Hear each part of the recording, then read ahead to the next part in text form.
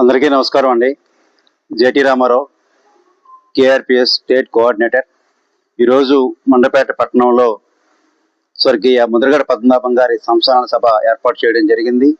దీనికి ముఖ్య అతిథిగా తోట త్రిమూర్తులు గారు, అలాగే కాపు అభ్యుదయ సంఘం, అలాగే కేఆర్పిఎస్ రావి శ్రీనివాస్ గారు, కార్యదర్శి గారు, కాకినాడ హరినాథ్ గారు, వలవలస శ్రీధరబాబు నాయుడు గారు, మొత్తం పెద్దలందరూ కూడా, స్థానికులందరూ కూడా హాజరయ్యారు. ముద్రగడ పద్మనాభం గారి స్ఫూర్తి ఆశయాలు కొనసాగించాలంటే భవిష్యత్ కార్యాచరణ ఏ రకంగా ఉండాలన్న దాని మీద మంచి సెమినారు, మంచి సభ కూడా జరిగింది. వారు 5 దశాబ్దాల కాలంలో ఎదుర్కొంటున్న సమస్యలు కానీ, వారు గుర్తించిన సమస్యలు కానీ, ప్రభుత్వం వేధించిన విధానాలను కూడా పూర్తిగా పరిశీలన చేసి ప్రతి ఒక్కళ్ళు కూడా అవగాహన కల్పించి రాబోయే రోజుల్లో ఏ రకంగా ఈ పోరాటాన్ని ముందుకు తీసుకెళ్లాలి, పెద్ద ఆయన ప్రారంభించిన ఈ పోరాటంలో భవిష్యత్ కార్యాచరణ ఎలా ఉండాలనే దాని మీద పూర్తి స్థాయిలో చర్చించడం జరిగింది. రాబోయే రోజుల్లో కూడా అమరావతి కేంద్రంగా కూడా ఈ కార్యక్రమాన్ని మేము కొనసాగిస్తాం.